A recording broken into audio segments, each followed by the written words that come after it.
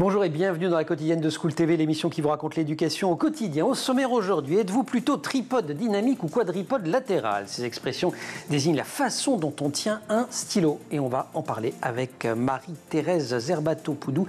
Elle est l'invitée du Grand Oral. Dans l'Anti-Sèche, toute cette semaine, on réveille notre culture générale en géopolitique. Question du jour. Quelle proportion des terres émergées l'Empire français couvrait-il il y a de cela un siècle? Réponse et explication dans moins de 10 minutes avec Marc Semo. Et puis enfin, plateau repas, c'est notre rendez-vous hebdomadaire avec la diététicienne et nutritionniste Sandra Ferreira. Sujet du jour, ce que nos ados mangent vraiment quand ils sortent entre amis. La quotidienne de School TV, c'est maintenant. C'est parti, Grand Oral.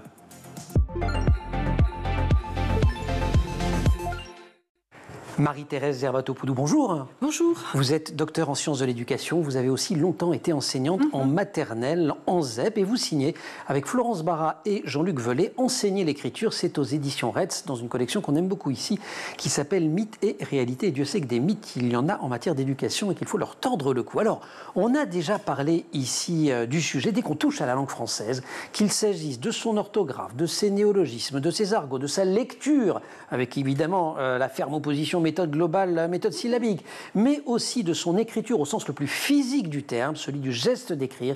Eh bien, dès que l'on touche à tout cela, les débats deviennent vite incandescents et il n'est pas toujours facile de faire la part des choses. Pourtant, il suffirait pour cela de s'appuyer sur ce que nous enseigne la recherche scientifique. Le problème, c'est qu'elle s'affronte à des mythes extrêmement puissants parfois. Alors avec vos collègues, vous avez identifié une dizaine de ces mythes concernant l'enseignement de l'écriture, mais je voudrais qu'on donne un tableau général avant d'entrer le détail pour dire que rien n'échappe aux mythes, c'est-à-dire ni l'outil qu'on utilise pour écrire, ni le support sur lequel on écrit. En fait, les gens ont un avis absolument sur tout. Bien sûr. Oui, il y a beaucoup de choses qui entrent en ligne lorsque l'enfant écrit. On ne se rend pas compte. Ce que l'on voit le plus souvent, c'est la forme de la lettre, comment il tient son crayon, et est-ce que c'est réussi. Voilà. Et puis, comme je dis souvent, vous savez, le sage montre la lune, et puis il y a ceux qui regardent le doigt. Le doigt et ceux qui regardent la lune. Et donc, il faut regarder autre chose que la main qui tient le crayon. Il faut tout regarder. Et c'est vrai qu'il faut avoir aussi des connaissances sur le développement de l'enfant, sur les processus qui sont mis en œuvre à ce moment-là. Et ce qui est très intéressant dans le livre, c'est que se croisent les regards des chercheuses et chercheurs. Chercheuse, vous l'êtes devenue, vous êtes docteur en sciences de l'éducation, mais vous avez aussi été praticienne, donc vous avez vu des vrais enfants s'emparer de vrais stylos dans des classes. Premier mythe, les exercices graphiques sont indispensables. Et oui, là, c'est vraiment, ça a été mon premier cheval de bataille, je dirais, puisque j'avais écrit un article qui s'appelait « À quoi servent les exercices graphiques ?» Et donc, j'avais été assez, pas négative, mais j'avais attaqué un peu tout ça. Parce que j'ai vu des choses. C'est-à-dire que ce qui m'étonnait, c'est que lorsque pendant 3 ans, mais quelquefois 4 ans, l'enfant était soumis aux fameux exercices graphiques du genre les barreaux de l'échelle, les boucles d'or. On fait des boucles comme ça, oui. Les vagues, etc. Et pour autant, ils avaient toujours des difficultés, et beaucoup de difficultés pour entrer dans l'écriture cursive. C'est un peu ça, hein, si je veux les montrer. Voilà, je vous les montre comme ça, vous les avez. Ils sont ici, les exercices graphiques. Mais c'était intégré dans des dessins. C'est ça. C'est-à-dire que l'enfant, il faisait par exemple les barreaux de l'échelle. On peut se demander, est-ce qu'il faisait une ligne horizontale ? Est-ce qu'il faisait des barreaux d'échelle? Il dessinait les barreaux de l'échelle. Et pourquoi faire? Pour faire l'échelle. Parce que ce dont on parle ici, c'est d'une invention scolaire, écrivez-vous, issue de la pédagogie des écoles maternelles. Oui, c'est une invention scolaire qui est assez ancienne. En fait, moi, j'ai essayé de comprendre d'où venait justement cette création des exercices graphiques. J'ai trouvé ce que j'ai pu trouver à travers les archives des documents pour les enseignants chez Nathan, etc., mais anciens. Hein. C'est vers 1935-36, je crois bien, avec les premiers exercices graphiques d'Herbinière-Lebert. Ce sont des petits cahiers comme ça. Et on apprend. Et d'ailleurs, alors il fallait faire, c'est pareil, les ponts, etc., mais toujours avec un dessin. Et ce que j'ai vu aussi, c'est que les exercices graphiques d'attention étaient souvent les mêmes pour le calcul que pour l'écriture. Et c'est là où ça devient compliqué, parce que si on les fait, ces exercices, c'est parce qu'on est dans ce qu'on appelle les prérequis de l'écriture, hein, puisqu'à l'école maternelle, on n'est pas encore en train véritablement d'écrire, mais il y a une question d'engagement, de l'esprit, de capacité à imaginer qui est absolument essentielle. En fait, si je vous dis ce que j'ai compris en vous lisant, c'est que c'est pas parce qu'un enfant sait dessiner un rond qu'il comprend immédiatement que ce rond, c'est aussi la lettre O potentiellement. Bien sûr. Alors, justement, il faut faire la distinction. Alors, les exercices graphiques, il faut en faire. D'accord ? Malgré mes propos un peu virulents, il ne s'agit pas de les abandonner. Ça reste calme, Marie-Thérèse. On n'est pas non plus... Chez vous, ça va. Voilà. Mais au début, j'étais... C'est vrai ? Oui, quand même. Donc voilà, il faut en faire. Mais il faut savoir à quoi ça sert, quoi. Alors, quand on donne à des enfants de 3 ans à repasser sur des pointillés pour faire justement la roue du vélo ou ce que vous voulez, d'abord, l'enfant n'apprend pas à faire le rond de la roue. Il essaie de ne pas rater les pointillés. Donc il avance pas à pas et quelquefois il avance par saccades comme ça. Donc il n'est pas dans l'apprentissage d'un rond. Et inutile de vous dire que le haut... on est loin. Il est très loin. On est loin du haut ou du zéro. Mais ça sert quand même à quelque chose. Parce que ce que vous dites quand même qui est essentiel, c'est, alors ça sert à quelque chose, mais c'est qu'écrire, ça engage le doigt, la main, le bras, mais aussi, et tout le corps d'ailleurs, mais aussi l'esprit. En fait, c'est ça, l'acte d'écrire. Alors, écrire, on a besoin du regard, d'abord du regard, et ça on l'oublie un peu trop, parce que souvent je dis à mes stagiaires, mais c'est pas la main qu'il faut commencer, il faut commencer par le regard, c'est-à-dire l'enfant regarde un modèle et il doit le décrypter. C'est-à-dire qu'il doit pouvoir identifier dans le modèle les éléments qui le composent, leur position par rapport au modèle, par rapport à la lettre, par exemple. Écoutez, regardez ces enfants qui écrivent la lettre E en capitale. Ils mettent plein de petits traits comme ça, hein, comme un petit râteau. Mais pourquoi font-ils plein de petits traits? Il n'y en a que 3 et le modèle est là, ou bien sur la feuille. Bon, ok. Donc il faut leur apprendre à regarder. Donc il y a le regard, il y aura la main. Mais il y a les coordinations visio-motrices. Il y a aussi le langage, parce que cette lettre-là, on va la nommer, on va la bruiter. Et puis aussi, il va y avoir le côté cognitif qui est que je dois pouvoir, mémoriser cette lettre et avoir une représentation mentale, justement, de sa forme et du mouvement qui va le créer. Deuxième mythe, qui rappellera des souvenirs à beaucoup de personnes, notamment à moi, il faut tenir son crayon correctement et se tenir bien droit. Voilà. Alors ça, c'est un mythe amusant parce qu'il est ancien. Donc il y a plusieurs tenues. Alors je vous ai fait l'intro sur le tripode et le quadripode. Je devrais vous retrouver ça. Ça se passe page 30. Hop, je vous le remonte. Hop, vous l'avez. Il est là. Voilà. Alors tripode, j'essaie d'imiter. Hein, c'est ça. Mes 3 doigts. Les 3 doigts, oui. Voilà. Quadripode. Alors j'ai la tripode latérale. Moi, ça, j'adorais ça. Oui, c'était comme ça. Alors là, autant vous dire que j'avais pas le droit. Voilà. Et puis il y a la quadripode. Vous avez appris. Et puis la quadripode latérale. Vous avez appris à écrire avec le porte-plume? Vous me posez une colle, oui. Et vous ne pouvez pas le tenir comme ça? Non, avec l'encre, non. Mais ensuite, on passait au bic et au feutre. Mais bon. Ouais. Écoutez, si vous voulez, la tenue à 3 doigts que l'on impose à l'heure actuelle, moi j'ai toujours été étonnée pourquoi tout à coup c'est arrivé ça. Ouais. Enfin, j'ai cherché donc pourquoi. Mais c'est parce qu'avec une plume sergent-major et tout, on n'a pas trop le choix, sinon ça bave. Lorsqu'on travaillait avec un porte-plume et de l'encre, il n'y avait aucun souci. Enfin, oui, il y en avait. Il y en avait, mais il fallait bien le tenir. Ouais. Si vous ne le tenez pas à 3 doigts, ça ne marche pas. Sinon, à partir de l'invention du stylo bille, on s'en fiche. À partir du stylo bille et du feutre. C'est ça. Qui fait beaucoup de dégâts. Alors, il y a beaucoup d'autres choses. Quelle est la forme de cet outil? Est-ce qu'il est ergonomique? Est-ce qu'il y a une bague antidérapante? Est-ce qu'il y a une butée pour arrêter les doigts? Est-ce qu'il a du poids? Parce que quand vous donnez à un enfant de 4 ans, même 3 ans, un Mont Blanc, quelque chose qui est léger et qui ne tient pas, et que vous lui demandez de repasser ce pointillé parce qu'il faut repasser sur la lettre A, comment fait-il? Il bloque tout. En tout cas, vous dites que la prise la plus recommandée par les enseignants et les thérapeutes n'est fondée sur aucune étude scientifique. Alors, voilà. Et qu'en fait, l'essentiel, c'est que les doigts puissent avoir une certaine mobilité. Mobilité. Alors, d'une part, il y a les recherches, mais aussi, moi, ce que j'adore, c'est faire la photo d'adultes à l'heure actuelle. Mais il y a plein d'adultes qui tiennent autrement.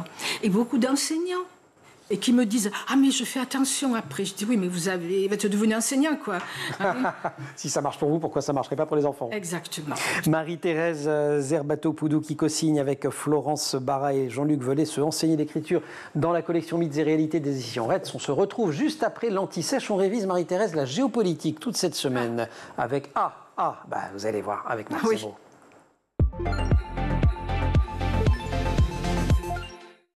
L'Anti-Sèche, c'est notre rendez-vous culture générale et depuis le début de la semaine, nous recevons Marc Séraud. Marc Séraud, bonjour. Bonjour. Je rappelle que vous êtes journaliste spécialisé dans les questions internationales. Vous avez longtemps travaillé à Libération, puis au Monde. Aujourd'hui, vous êtes éditorialiste pour Challenge et pour France Culture et auteur de ce passionnant La géopolitique, comprendre le monde de demain en 100 questions qui vient de sortir aux éditions Talendier. Alors notre question du jour était la suivante.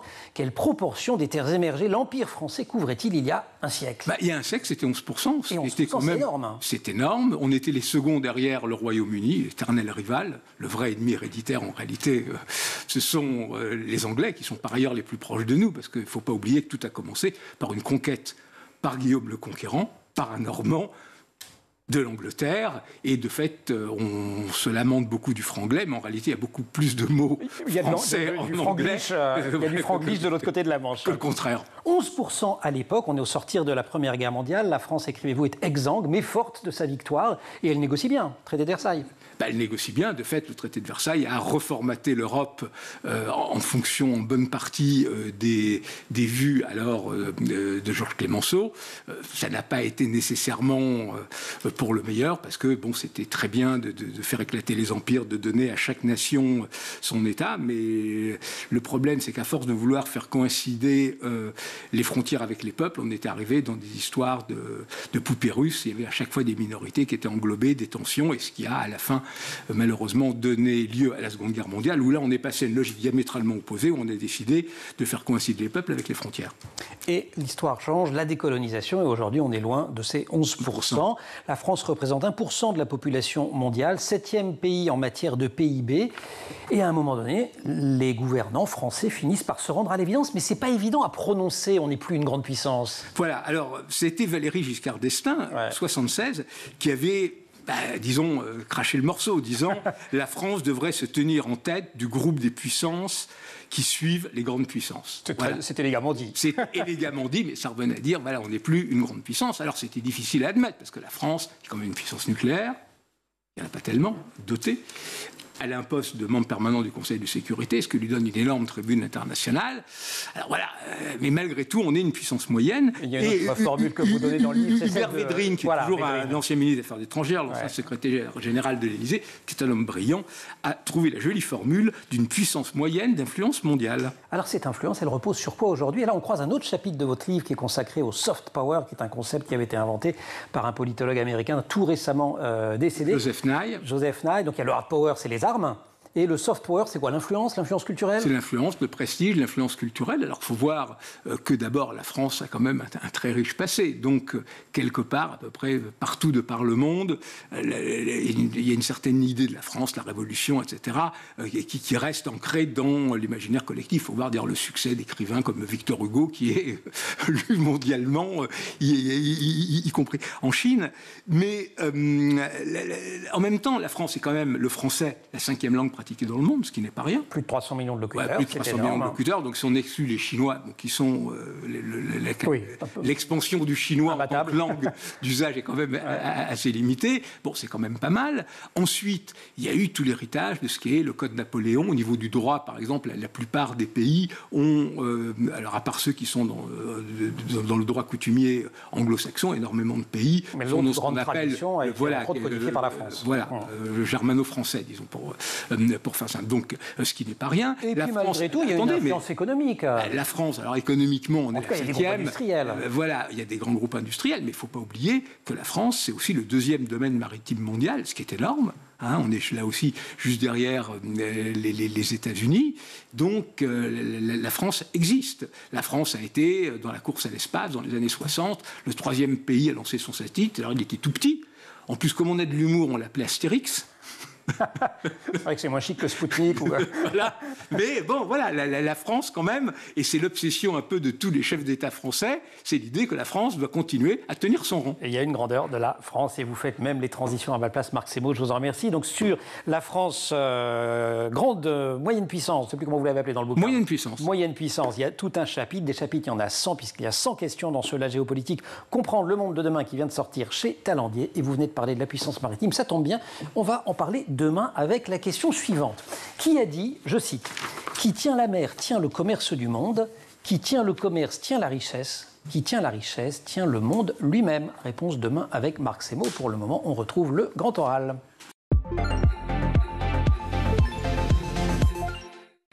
Dans les mythes et les débats autour de l'enseignement de l'écriture et de l'écriture tout court, tels qu'on les retrouve dans Enseigner l'écriture que co-signe Marie-Thérèse Herbatopoulou aux éditions Retz, il y a la grande bataille script contre cursive. Et celle-là, elle est quand même extraordinaire. Ah oui. Donc est-ce qu'il y a vraiment une écriture meilleure que l'autre? Non. Voilà, il y a celle qu'on pratique en France, la cursive, qui nous venait d'Angleterre d'ailleurs. L'idée de la cursive, c'est donc les lettres, quand on les relie les unes aux autres, c'est que c'était censé aller plus vite. Oui, c'est censé aller plus vite, et puis lorsqu'on vraiment cherche et lorsqu'on regarde, c'est faux. Alors, d'abord, les recherches ont montré que, justement, ceux qui écrivaient le plus vite, ce sont ceux qui écrivent en script. Et donc, qui ont appris en script. L'inverse de ce qu'on nous vend quand même. Et puis ceux qui ont appris en script, évidemment. Donc, script, c'est quand on fait les lettres sans les relier les unes aux autres. Les lettres ne sont pas reliées. Voilà. Ceci dit, lorsque l'on écrit vite en script, on relie certaines lettres. Oui, mais quand il n'y a pas à chercher le petit truc de liaison. Bien sûr, il n'y a pas le trait d'attaque, il n'y a pas le trait de sortie. Et il n'y a pas le sens de l'écriture parce qu'il faut que le O tourne comme ça et pas comme ça, etc. Tandis qu'en cursive, il y a quand même des contraintes fortes, des boucles, etc. Et ce que l'on a constaté à travers la recherche, mais aussi ce que vous constatez peut-être, c'est qu'on écrit plus vite en mélangeant justement les deux. Mais c'est ça, voilà. Allographes. Et pourquoi? Parce qu'en fin de compte, c'est une économie gestuelle. L'économie. Je viens de comprendre en vous écoutant pourquoi il y avait un sens pour faire les lettres. J'avais jamais compris. C'est pour que ça aille plus vite, en fait. Oui. Pour que ça s'enchaîne mieux. Pour que ça s'enchaîne, mais il y a des petites illusions. Par exemple, au Québec, quand ils écrivent en cursive, ils ne lèvent pas la main devant les lettres rondes. D'accord. Ils les font, les lettres rondes. Nous, on doit... Une lettre ronde, un O... Le A, le O, le D, la lettre Q... Quand il y a des ronds dedans. Voilà, quand c'est bien A. Donc, nous, on doit lever la main pour pouvoir... Faire le petit truc de liaison. Donc, se mettre quelque part, toucher le bout de la lettre précédente. Quand j'insiste, ce sont des difficultés pour un enfant de 5 ans, même après, ok? Hop, etc. Au Québec, ils ne lèvent pas la main. Quand ils écrivent en cursive, ils font comme ça, et ils continuent. Tout est écrit sans lever la main. Alors, bon, ça, ce sont des usages. En fait, une des clés de l'efficacité de l'apprentissage, dites-vous, c'est que l'enfant apprenne à reconnaître les lettres quand elles sont formées différemment. Oui. Même si c'est pas lui-même reproduire toutes les formes. Et en fait, c'est ça qui est important. Oui. C'est pas de savoir si on apprend en cursive, en script, en capital, ou je sais pas quoi. Il faut qu'il reconnaisse la structure fondamentale de la lettre. Quand vous présentez à un enfant la lettre M en capitale, il la reconnaisse même si elle est déformée. Vous regardez les publicités. Jamais. Si les enseignes dans la rue, par exemple, et vous voyez des enseignes où il y a le M, par exemple le musée de Nîmes, hein, le musée de la Romanité, le M c'est ça, ça et ça. C'est ça, c'est comme une arche et des colonnes. Mais il y a il y a les trois jambes du M. C'est ça. Et les enfants, je l'ai montré il n'y a pas longtemps encore dans une classe de CP, ils ont reconnu la lettre M. Et c'est ça qui compte. La lettre M de McDo, par exemple. Je n'osais pas en parler. Bon, voilà, ben oui, je le dis parce que, évidemment. Mais il a là des fondamentaux. Et il vaut mieux. Par exemple, la lettre A. Lorsqu'ils lisent cette lettre A des livres, elle a ce que j'appelle moi une casquette. Elle a un petit crochet dessus. Ouais. Mais quand on écrit le A, il n'y a pas de crochet. Même en script, ils ne le font pas. Crochet. Ouais. Mais ils le reconnaissent quand même. Et donc c'est ça la variabilité qui permet justement d'incorporer cette forme. Vous consacrez aussi tout un chapitre au fait d'apprendre à écrire avec le corps, qui renvoie directement aux travaux notamment de Montessori, qui sont des travaux qui sont largement imposés à l'école maternelle en France. On joue avec un certain nombre d'objets. Mais là encore, vous dites que la question essentielle, c'est celle du transfert. C'est pas parce qu'un enfant joue avec des lettres, colle des lettres sur un frigo si on est à la maison, que pour autant, il est en train d'apprendre à écrire. C'est autre chose encore. Oui, alors, coller des lettres sur le frigo, c'est une chose. C'est plutôt la manipulation, c'est-à-dire, c'est beaucoup les travaux de Florence Barra, justement. C'est la manipulation des lettres en volume, par exemple, qui permet d'appréhender un peu mieux la forme globale. Alors, les travaux de Montessori parlent de lettres rugueuses. Or, il s'avère, semble-t-il, que les lettres rugueuses ne soient pas les plus performantes. Ce qui serait peut-être un peu plus sont lettres creuses. Parce que parce que d'abord, le doigt il est coincé dans la rainure. Hein. Oui, c'est ça. Là, alors, voilà, la lettre en volume permet d'appréhender la forme globale. La lettre en creux permet de suivre ce qu'on appelle le ductus de la lettre, c'est-à-dire l'ordre et la direction dans lesquelles se succèdent les éléments de la lettre. Hein. Quand j'écris la lettre N, etc., je dois commencer comme ça, etc. Donc ça s'appelle un ductus, l'ordre et la direction. Donc vous suivez le creux. C'est comme ça aussi qu'il y a certaines applications où l'enfant peut tracer avec le doigt la lettre, mais s'il ne suit pas le ductus, s'il ne lève pas la main au bon moment ou s'il la lève alors qu'il ne faut pas, etc., il ne peut pas continuer le tracé. Donc, vous voyez, ce sont des jeux comme ça qui permettent d'incorporer. Mais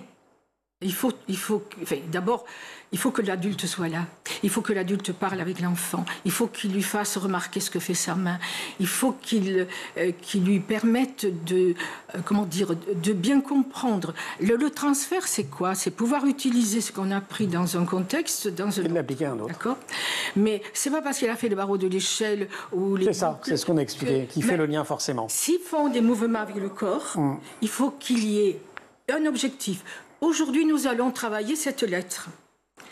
Alors, si on fait ce mouvement-là, vous voyez, ça rappelle cette lettre. Alors, on va le faire, le mouvement. Et là, éventuellement, ça peut s'ancrer, sinon ça ne s'ancrera pas. Voilà. Vous venez de mentionner les applis. Le livre ne fait pas l'impasse sur le numérique. Vous n'en faites pas un ennemi d'ailleurs. Alors, vous dites d'abord, il y a quelques conseils très pratico-pratiques sur le fait que si on a envie d'écrire avec un stylet sur un écran, il faut recouvrir l'écran. Oui, d'une pellicule un petit peu rugueuse. Voilà, pour que ça reproduise l'effet un peu du papier et puis que ça glisse beaucoup, hein, surtout avec un feutre. Hein. Sinon, c'est un peu ce que vous en dites, comme sur la capacité de l'enfant à reconnaître les lettres, même si elles sont écrites différemment. Il faut qu'il apprenne à écrire sur différents supports. Et donc, finalement, il faut qu'il apprenne à écrire aussi bien sur les écrans que sur du papier, que sur je ne sais quoi, et avec tous les outils, que sur du carton. Voilà, ça, c'est sûr. Et puis, il va sentir aussi la résistance du matériau. C'est ça. Il va aussi... Alors là, je reviens au crayon, mais effectivement, il faut varier les outils de façon à ce que la prise soit adapté à l'outil. Donc, on ne va pas écrire pareil avec une craie. Et oui, d'où votre première question, quand je vous dis que j'écrivais comme ça, c'est vous ne pouviez pas écrire avec une plume, pinceau, par exemple. Le pinceau, on va le tenir verticalement. Hein, et là, il faudra le bloquer justement avec tous ses doigts pour pas qu'il bouge. En tout cas, il ne faut pas avoir des idées trop arrêtées sur tout ça. Il faut s'adapter, il faut regarder. Il faut s'adapter et aussi, il faut y aller tranquillement. C'est ça. Mais attention, il faut il faut enseigner l'écriture. Et c'est ce qui manque alors. Alors justement, l'idée selon laquelle il est inutile de continuer à enseigner l'écriture manuscrite, vous dites que ce n'est pas une idée nouvelle, mais... Alors, il faut vraiment... Il y a beaucoup de niveaux dans cette histoire-là. On ne va pas pouvoir les voir tous. On va en choisir un. Donc, Jean-Luc Velay, qui a co-signé aussi, l'équipe a fait des recherches et a montré qu'effectivement, c'est parce que l'enfant traçait avec la main qu'il avait une meilleure mémoire de la forme de la lettre et de la position des segments, des divers éléments. Ça aide à penser, en fait. Ça aide à penser. Tout simplement. Et prendre des notes, ça aide à penser, effectivement. C'est l'accès à la pensée et c'est absolument fondamental. Marie-Thérèse Zerbato-Poudou, merci de nous avoir accompagnés. Elle me regarde, Marie-Thérèse, vous ne pouvez pas la regarde, montrez le regard de Marie-Thérèse, me regarde genre « Quoi, mais c'est déjà terminé, j'ai pas pu tout dire, j'avais des choses à dire. » Mais c'est pour que les gens disent « Allez, Marie-Thérèse, ils vont le lire. » Enseigner l'écriture, c'est aux éditions Retz, collection Mythes et Réalités, ça vient de sortir, c'est co-signé Florence Barra et Jean-Luc Velay. Allez, vous restez avec nous quand même, on va à la cantoche une fois par semaine. C'est un bon moment, la cantoche. Et ben vous allez voir, c'est les pique-niques des ados, je vous raconte pas. Ah ouais, Sandra Ferreira.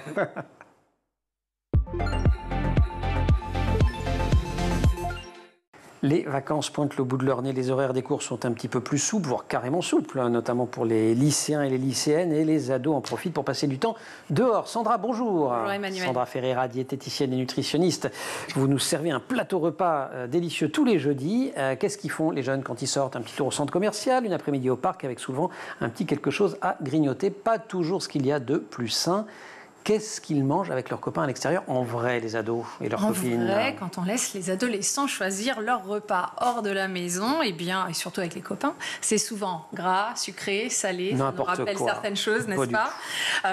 Souvent, ça a été des sandwichs industriels, des burgers, des boissons énergisantes et des snacks du distributeur. C'est vrai qu'ils ont de quoi faire. Vous avez des preuves? Alors oui, j'ai quelques statistiques. Les 11-17 ans, chez les 11-17 ans, il y a près de 40% des apports caloriques quotidiens qui viennent d'aliments ultra transformés. Okay. C'est comme ça, ce qui veut dire beaucoup d'additifs, très peu de vitamines, une énergie qui monte vite et qui redescend aussi brutalement. Et le résultat? Voilà, et le résultat, fatigue, maux de tête, troubles digestifs, saute d'humeur, parfois baisse de concentration, surtout là pendant les révisions et les épreuves. Mais pourquoi ils préfèrent ça? C'est pour le goût? Alors pas que le goût, c'est surtout que c'est un peu le côté facile. Ouais. Pas cher, quoique au prix du kilo, c'est pas forcément le cas. Et surtout, parce qu'ils font comme les copains. Voilà, l'adolescence, c'est quand même le moment où on se construit en groupe. Voilà, alors les menus bien gras, bien sucrés, c'est peut-être pas les plus sains, mais c'est ceux qui permettent en fait de faire partie de la bande. Et faut dire aussi qu'un petit bonbon fluo ou une pizza surgelée pour un enfant de 14 ans ou un enfant de 17 ans, c'est toujours un peu plus fun qu'un plat de lentilles. Oui, parce que vous faites des lentilles comme ça, vous mettriez, comme je vous le conseille depuis longtemps, une petite morteau à l'intérieur, ça changerait. Vous savez que quand j'ai écrit lentilles dans la chronique... Vous avez pensé morteau? Voilà, et comme quoi j'y arriverai un jour. Quel conseil donner aux parents alors? Bon, surtout c'est que le but c'est de comprendre, d'accompagner et parfois de proposer des alternatives sans tomber dans le conflit. Super facile, allez on y va, on fait quoi? Vous parlez de ce qu'il mange sans le juger, vous posez la question avec bienveillance. Et du coup, t'as mangé quoi ce midi? Sur ce ton-là. T'as mangé quoi ce midi? Vous prévoyez éventuellement des snacks maison assez sympas qui donnent envie, comme ça il part avec son wrap à emporter, des gaufres maison, des petits muffins, c'est sympa, il partage avec les copains. Les smoothies aussi, c'est souvent meilleur. C'est fun et c'est bon ça. C'est plus sain, moins cher, c'est nourrissant. Donnez-leur des repères sans faire la morale. Vous lui dites... Si tu as pris un truc bien sucré cet après-midi, c'est pas grave. Essaie de compenser ce soir avec un vrai repas. Pas de punition, juste de l'équilibre, Emmanuel. N'est-ce pas? Et vous essayez que ça ne devienne pas un sujet de guerre. Plus on va dramatiser, plus ils vont se braquer. Vous les connaissez, vos adolescents. Et il vaut mieux semer quelques idées comme ça utiles et les laisser mûrir tranquillement. Ok, et puis on n'oublie pas que ces ados, ce sont les adultes de demain. Et oui, on n'oublie pas l'adolescence. Le corps et le cerveau sont en pleine construction. Le manque de bons nutriments, bien sûr, ça peut avoir des effets qu'on ne voit pas tout de suite. J'en parlais, fatigue, baisse de motivation, troubles de l'humeur. Petit surpoids qui peut s'installer aussi. La bonne nouvelle, c'est qu'on peut rééquilibrer sans culpabiliser. Encore une fois, en étant à l'écoute, en montrant l'exemple, en cuisinant ensemble parfois, je vous le dis assez souvent, et en parlant de l'alimentation comme un vrai sujet de santé et pas un champ de bataille. Voilà, c'est surtout ça. Un petit dernier conseil pour la route? Oui, on va déculpabiliser tout ça. Vos ados, ils vont continuer à manger dehors. Vos ados, ils vont choisir des frites au lieu des légumes. Mais au moins, vous aurez mis cette petite graine. Vous leur donnez les bons outils, les bons réflexes, un peu d'autonomie qu'on appelle de l'autonomie guidée, et ils sauront faire la part des choses plus tard. Après tout, on a un peu mangé n'importe quoi, nous aussi, à leur âge. Mais voilà. Pourquoi à leur âge? Tout le temps? Oui, bien sûr, à leur âge. Voilà. Sandra, merci beaucoup pour ces bons conseils. Merci beaucoup, Marie-Thérèse, aussi, de nous avoir accompagnés. Enseigner l'écriture en 20 secondes, même pas en 2 phrases. En fait, il faut prendre au sérieux votre titre aussi. Ce qu'on enseigne moins en France, c'est l'écriture, c'est ça? Oui, c'est l'enseignant qui enseigne, ce ne sont pas les fiches. Voilà. Donc, il se met au tableau avec une craie. Et il bosse. Et il dit, voilà, aujourd'hui, nous allons, par exemple, regarder cette lettre qui s'appelle la lettre A. C'est ça. Je vais la tracer, vous regardez bien, mais je vais vous dire, je pars, je fais le rond vers la gauche, faites bien attention les enfants vers la gauche, etc. Ouais. En tout cas, il faut le faire de manière très explicite et au sens propre du terme. Il leur demande de fermer les yeux, de le faire sur la table, etc. Et on lit Enseigner l'écriture, que Marie-Thérèse co-signe aux éditions Retz. J'ai dit enseigner, j'ai pas dit enseigner l'écriture. Merci beaucoup. Merci aussi beaucoup à toute l'équipe de l'émission. Laure Audemont au maquillage, Marine Plantec et Dylan Coller à la préparation et qui sont en régie aujourd'hui avec notamment Clara et Lily, 2 ados qui ont écouté avec une grande attention vos conseils, chère Sandra. Et au son, il y avait également Thibaut Goury-Lafont et à la réalisation Xavier Sanchez. Vous restez sur School TV et vous retrouvez La Quotidienne en permanence sur Internet et sur les réseaux sociaux.